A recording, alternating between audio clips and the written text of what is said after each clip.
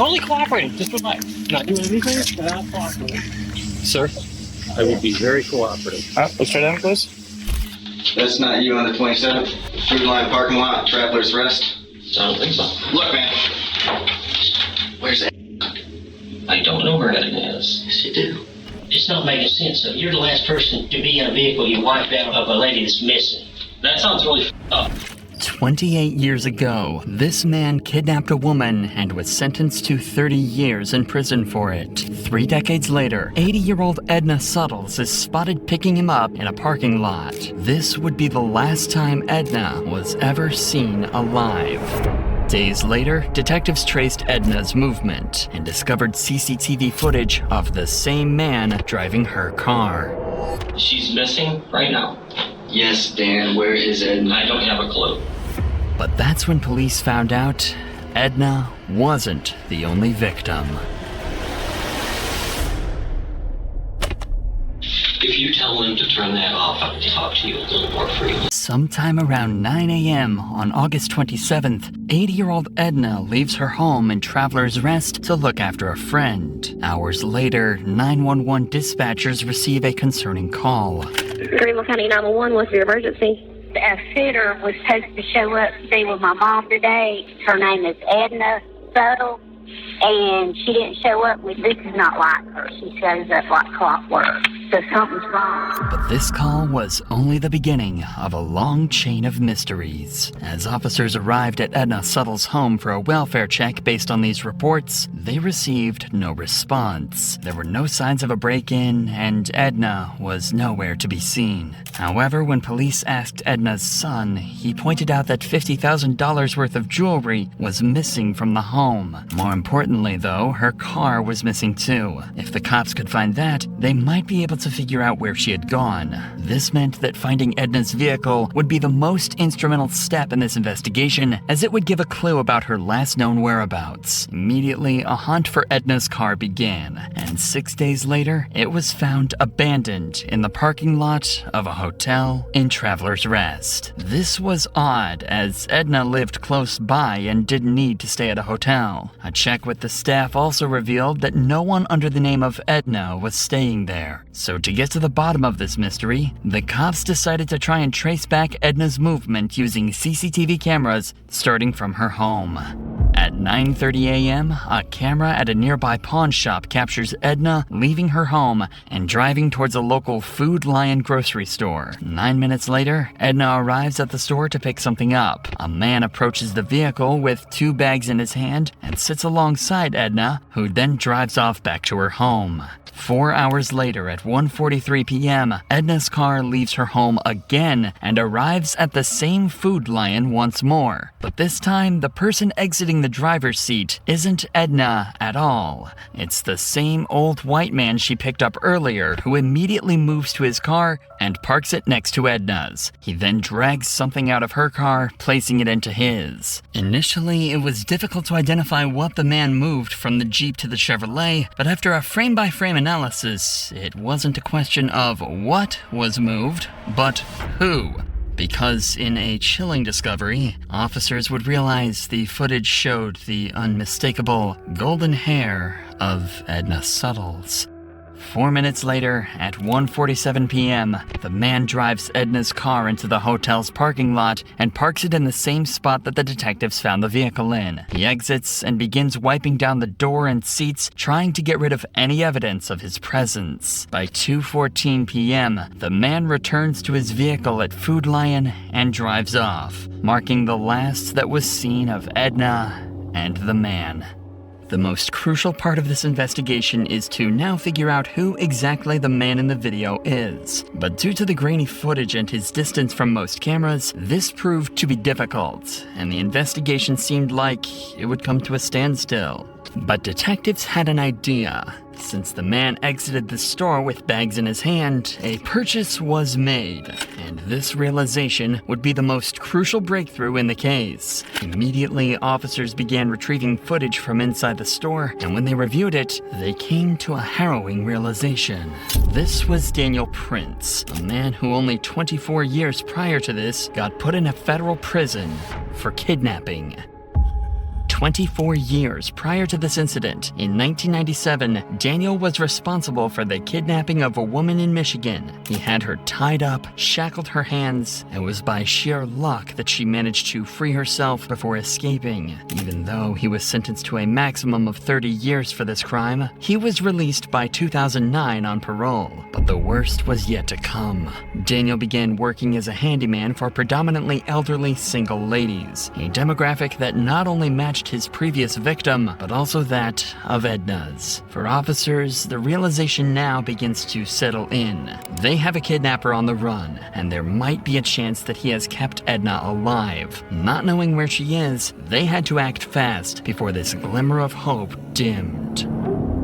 Even with this disturbing past, detectives didn't have enough evidence to press strong charges for kidnapping or murder. However, they had established probable cause for grand larceny involving Edna's Jeep. A warrant to arrest Prince and search his property was granted, and officers were quickly dispatched to Prince's residence to take him into custody.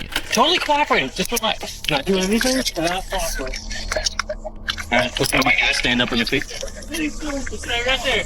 Yeah. Sir, I will be very cooperative. Despite the number of heavily armed officers that just descended on Prince's property, he remained noticeably calm and composed, as if he had a plan to escape this predicament. The following footage was analyzed by our in-house criminal research specialist and retired detective to shed some light on key techniques and strategies used during the questioning. When he is brought into the interrogation room, the detectives start with a relaxed, friendly conversation, a tactic used to put suspects at ease. They don't want him to know they've caught him on camera just yet. What do you do now? I do a lot of home remodeling, home repairs. I lay a lot of tile, and I got a customer base that has me doing stuff. Okay, so why Boston, North Carolina, come all the way down from, say, Michigan or Wisconsin? Okay, here, this is real easy. I'm originally from the east side of the state of Michigan, but I was in prison in Michigan for a while, and when I paroled to the west side of the state. Okay. What did you get locked up for? Because you said you got paroled.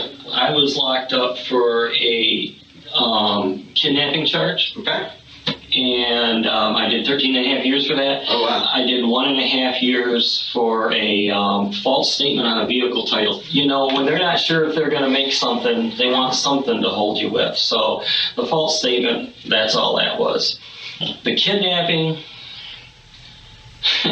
I was doing some bad shit that I shouldn't have been doing. Fair enough. But I shouldn't have gotten kidnapping. But I was doing some bad shit. What kind of shit? What shit have you gotten? I really don't want to say. We're just bullshitting. We're just bullshitting. Nothing when you're talking to two police detectives in a room. It's just bullshit. Okay, I've been through the system enough to know that. Yeah.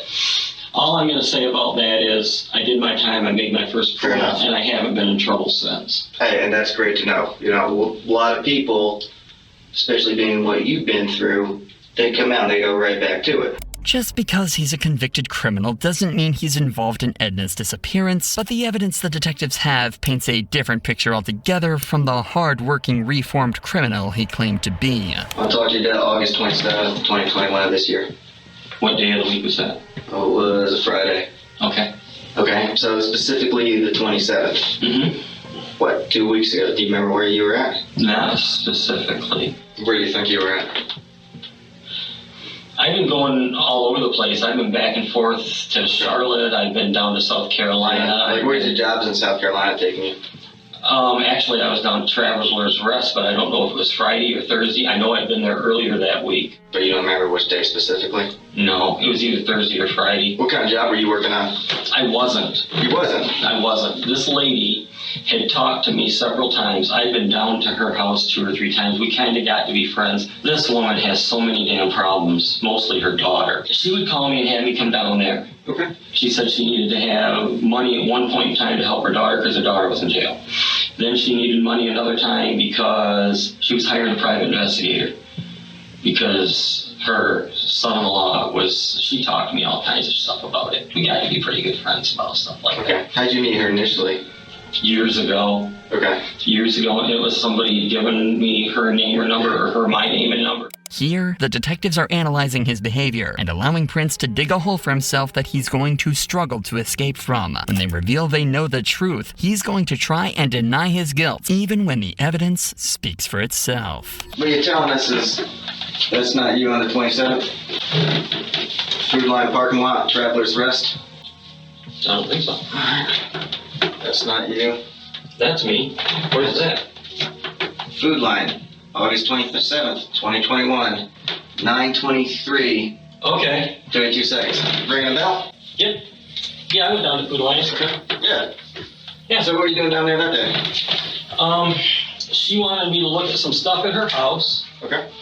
and she picked me up at Food Lion because she wanted me with her when she was gonna go meet some guy for private investigator. Okay. Yeah. Tell us about that. She wanted me to meet her down there. Okay. She was nervous because she says, I'm not sure I trust this guy. And she knows I've been in the military. And she says, will you meet me? She wanted me to see if this guy was going to meet her where he was supposed to meet her. Do you know where? There was a hotel lobby that he had finally said, meet me at the hotel. Okay. She says, drive up there and see if he's there.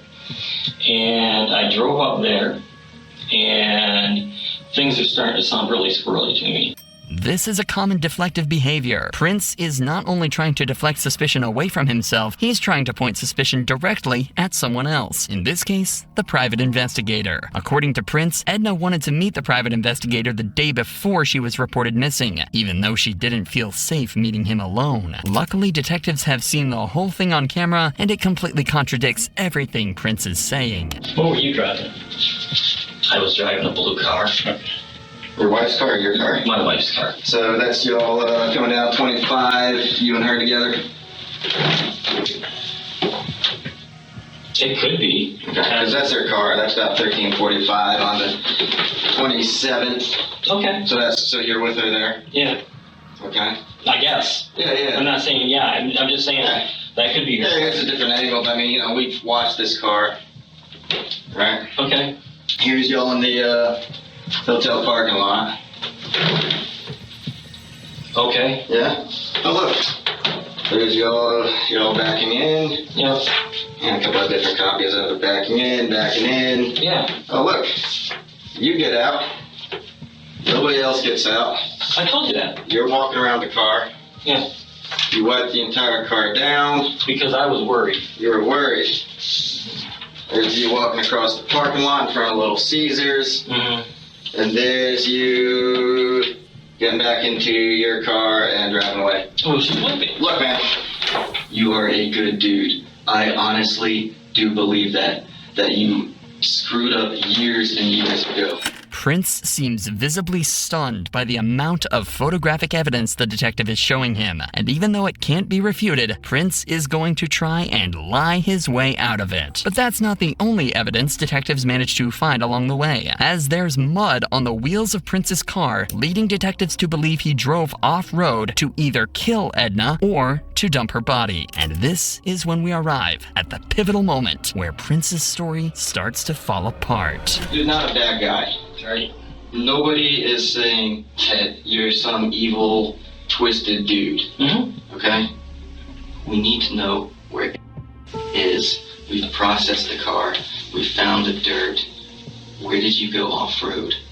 I never Where did you leave? Oh! I can tell you exactly where she and I had gone off-road. Please. When we were going from 25 south, there was, off to the right, there was a truck with a trailer and another vehicle there that had a for sale sign on it. And it looked like an older truck. And I needed a work truck. And I went ahead and I pulled in and with her. And then we pulled out. And it was right there on 25. Even in the face of such overwhelming evidence, Prince still denies any wrongdoing and even tries to take control of the situation. But detectives have him cornered, and he's quickly starting to struggle to maintain his composure. Where's right now? Her family is desperately looking for her. She's missing right now. Yes, Dan, where is Edna? I don't have a clue. I dropped her off at her house. Dan, please listen. You did not drop her off at her house. We have followed that car the entire day, up and down 25. There's a number of minutes that are unaccounted for that are not by her house. Which car? Mine or hers? Dan, stop playing games. You know what we're When I talking got, about. okay, I can help you here. Okay. You gotta give me a second. You gotta let me answer the questions when they're asked. When I dropped her vehicle off looking for the guy, she said she wanted me to take her and drive around in my vehicle. So I left her vehicle. I went down to Food Lion and she was in my vehicle with me. And I dropped her off at home. Dan, we watched the video. She is not. The car sits there. It sits there, man. No, not in her car. Never. My car. We I watched you dropped go her back off to in Food my Lion. car. You did not drop anyone off, man. I picked her back up. She sat in my car at Food Lion and I went back and got her. No, you did not. The detectives are beginning to apply more pressure on Prince, knowing everything he's telling them is a lie. But he continues to stay on the defense, even trying to brush off the facts that he might have destroyed potential evidence. I don't know where Edna is. Yes, you do. No, I don't. Dan. Let's go back to why you wiped the car down. What you said you were worried about what? The only thing I did was because I knew I'd been in and out of her car all the time with her. I'm like, there is no way in hell I'm going to just leave this thing here because she's got somebody that's after her. Prince tries to deflect suspicion again by suggesting Edna may have been in some kind of danger, but he doesn't realize just how prepared these detectives are. Who would be after her? After That guy with the truck, she said she didn't trust him. the PI? Yeah, so somebody she hired as a PI. His story's totally different. He's been doing work for her. I mean, on the son-in-law thing. We've interviewed. He had he didn't meet the first day. So that's Right, that's why I said she hired another PI. I'm sure you're recording this. It's not making sense of it. You're the last person to be in a vehicle you wiped out of a lady that's missing. That sounds really fun. It does. That's why we're here. I've been real honest with you guys. I told you what was going on. The detectives managed to get Prince to admit he was with Edna on the day she disappeared. While Prince tried to convince them he was helping her meet a suspicious private investigator, they know it's a desperate attempt to deflect suspicion and distance himself from the crime. Prince insisted he dropped Edna off at her home, safe and well. But the detectives established that he was the last person to see her alive. And because of this interrogation, they locked him into a lie that would eventually lead to a chilling confession. When detectives search Prince's property, they find several automatic weapons. Because of his previous convictions, he's forbidden from owning any firearms. That means he could be facing a federal charge and be detained for even longer. While he's detained, they continue to search his land and find one of the most crucial pieces of evidence yet, a yogurt cup. This is the yogurt he bought shortly before Edna disappeared, and it's laced with a cocktail of drugs. Lorazepam, tramadol, and cyclobenzaprine can cause central nervous system depression when they're combined. When this happens, the body's neurological functions slow down. In other words, you're under sedation, exactly as Edna was in the parking lot when she was seen in Prince's car. After feeding her the laced yogurt, there's nothing Edna can do to stop him, and she's led away to her death at the hands of this sadistic killer. Prince begins to realize he's cornered and has nowhere to run, so they bring him back in for more questioning, where he makes a full confession as he admits to 3 more murders, including those of Lee Goodman, Dolores Sellers, and her daughter, Nancy Rigo. The first victim was Dolores. Daniel had euthanized Dolores Sellers at the request of her daughter, Nancy Rigo. However, Nancy began to have second thoughts and wanted to contact the police, putting her directly in the crosshairs of Daniel Prince, a mentally disturbed serial killer. Nancy Rigo was now his second victim. Even worse is the fact that for several years, Daniel began receiving Nancy's social security checks because she had given him her power of attorney. Moreover, Moreover, the search of Daniel's property would also reveal several of Nancy's documents. Since 2017, after her murder, Daniel pretended to be Nancy by sending her family emails and messages in an attempt to prevent them from thinking that she was dead. Daniel's third victim was Lee Goodman, who allegedly attempted to rob him, according to Daniel. Much like Nancy and Edna, her body was disposed of in some desolate area. And finally, Daniel's fourth and final victim was Edna Suttles, whose body would be found 1 year later on May 16, 2022, in a grave close to Daniel's home in Rutherford County. Although decomposed, officers were able to positively identify it as Edna and return the body to her loved ones. But even in the face of his crimes, he would never let go of his chance to leverage as much information as he could. There was quite a lot of stuff found in your bee house. There could be a million explanations for some of that stuff, and I don't want to jump to conclusions. And if there's something that happened that you didn't intend to happen, let's talk about it. There are things that have to happen, and there are things that are going to happen. And I'm a realist, and I have acceptance with this. I would like a little bit of control in how they happen. If you tell them to turn that off, I will talk to you a little more freely.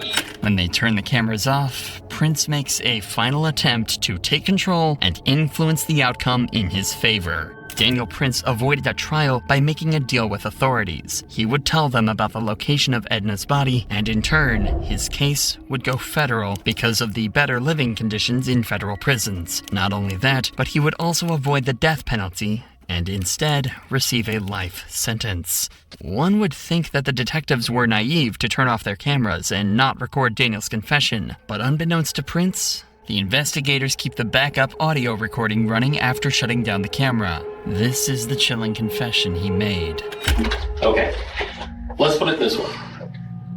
A person I was very good friends with wanted to do something to put someone basically out of their misery that was very closely related to them. That's one body.